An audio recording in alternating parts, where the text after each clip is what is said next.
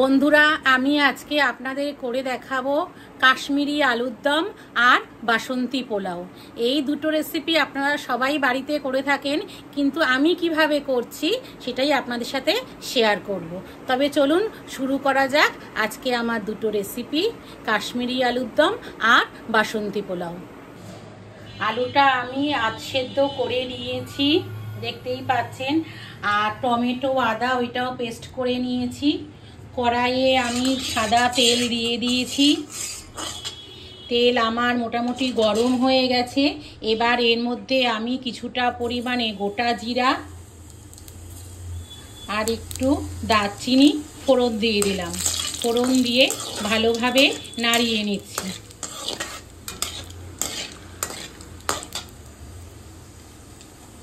এবার আগে থেকে পেস্ট করা আদা টমেটোটা আমি এর মধ্যে দিয়ে দিলাম। দিয়ে মশলাটা ভালোভাবে নাড়িয়ে নিচ্ছি। মশলাটা আমার ভালোভাবে কষানো হয়ে গেছে। এবার এর মধ্যে আমি দিয়ে দিচ্ছি হলুদ গুঁড়ো, কাশ্মীরি মির্চ, স্বাদ মতো লবণ আর কিছুটা পরিমাণে চিনি দিয়ে ভালোভাবে মশলার সাথে আমি মিশিয়ে নিচ্ছি।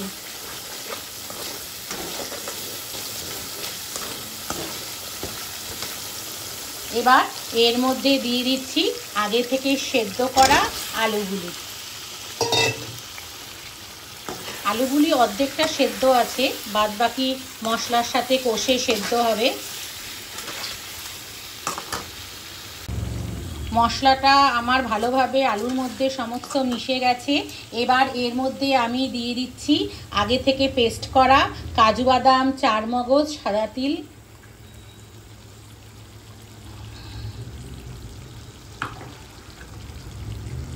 দিয়ে ভালো করে এবার নাড়িয়ে নিচ্ছি।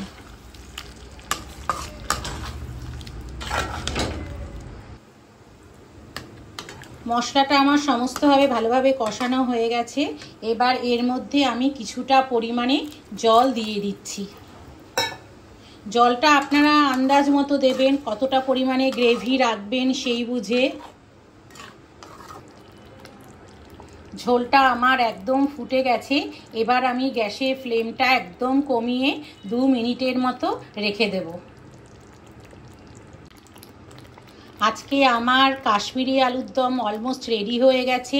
এবার এর মধ্যে আমি দিয়ে দিচ্ছি কিছুটা পরিমাণে ঘি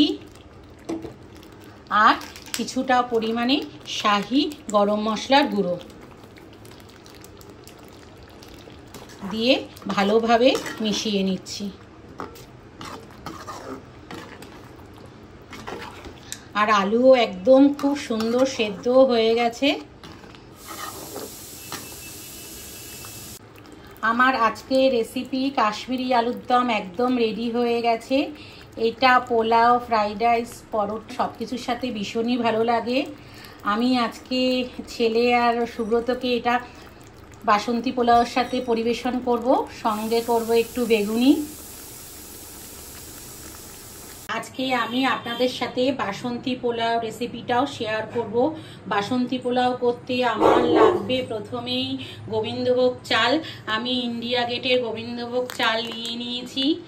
আর এই চালটা নেওয়ার সময় আপনারা পুরনো চাল নিয়ে নেবেন। দেখুন এখানে লেখা আছে ওল্ড ক্রপ, এইটা অবশ্যই দেখে নেবেন।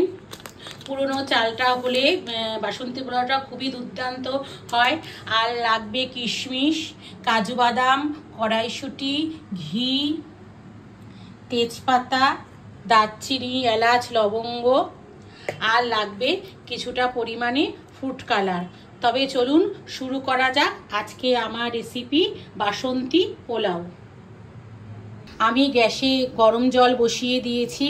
হাঁড়িতে আমি দিয়ে দিয়েছি তেজপাতা, লবঙ্গ, দারচিনি আর কিছুটা পরিমাণে সাদা তেল। এবার জলটা যখন একদম টকবক করে ফুটবে, এর মধ্যে আমি ভালো করে ধুয়ে গোবিন্দভোগ চালটা দিয়ে দেব। আমার জল একদম ফুটে গেছে। এবার এই জলে আমি গোবিন্দভোগ চালটা দিয়ে দেব।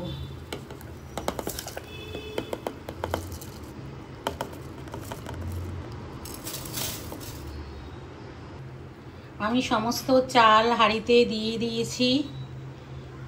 চালও ফুটতে শুরু করে দিয়েছে।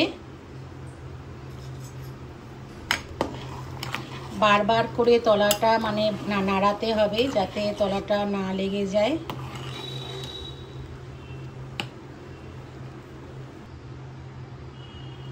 আমার চালটা সেদ্ধ হয়ে গেছে।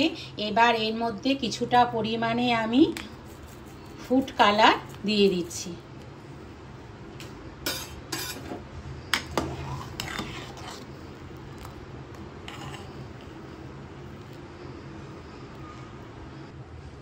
আমার চালটা 1/3 সেদ্ধ হয়ে গেছে।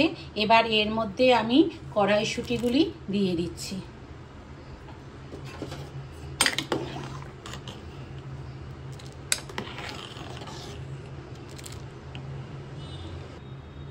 এবার আমি ভাতটাকে উবুর করে দেব।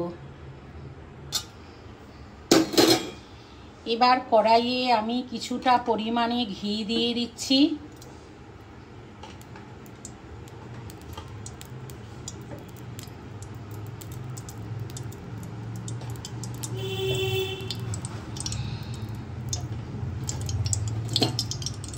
ঘিটা ভালোভাবে নাড়াচাড়া করে নিচ্ছি।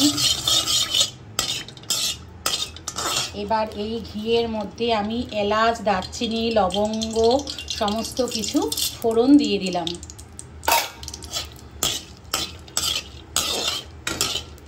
ফোড়ন দিয়ে ভালোভাবে নাড়াচাড়া করে নিচ্ছি, একটা সুন্দর গন্ধ বেরিয়ে যায়।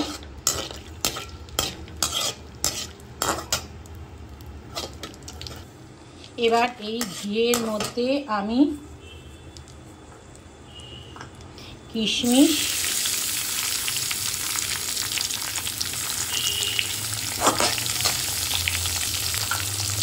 আর কাজু বাদাম ভালো করে ভেজে নেব।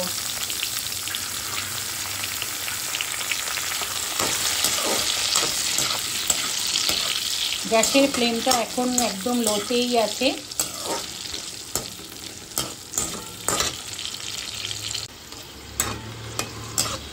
এবার এই ঘিয়ের মধ্যে সমস্ত কিছু ভাজা উপকরণগুলি আমি ভাতের মধ্যে দিয়ে দেব। এবার এর মধ্যে আমি কিছুটা পরিমাণে চিনি দিয়ে দিচ্ছি। বাসন্তী পোলাও যখন কিছুটা তো মিষ্টি মিষ্টি হবেই। এবার দিয়ে সমস্ত কিছু ভালোভাবে নাড়িয়ে নিচ্ছি। এবার আমি এই বাসন্তী পোলাওর হাঁড়িটা লো ফ্লেমে গ্যাসের মধ্যে কিছুক্ষণ রেখে দেব। আপনারা দেখতেই পাচ্ছেন কি সুন্দর ঝুরঝুরা পোলাও হয়েছে।